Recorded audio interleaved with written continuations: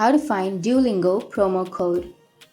So if you want to find Duolingo promo code, then first you need to open up a browser. You can do that with your application. Open up your browser. Once you open your browser, you need to go for the new tab and search for Duolingo promo code. Once you've searched for Duolingo promo code, if you scroll down here, you will have the promo codes which offer you 50% or 60% off on your Duolingo. So simply choose that promo codes, or you can search for duolingopromocodes.com. Once you've searched, here you will have duolingopromocodes.com on the first. Tap on that, and then here you need to tap on get promo code, and here you will have list of latest Duolingo promo codes. You need to simply scroll down, and here you will have Duolingo promo code for gyms, and you need to tap on save 50%.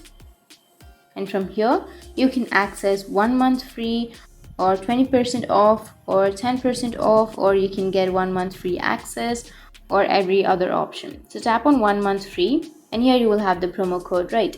So you need to simply copy and paste this promo code on Duolingo, and you will get the discount, or you will get the free 1 month access. So that's how you can find the Duolingo promo codes. And if you have any questions, feel free to comment below. Thanks for watching.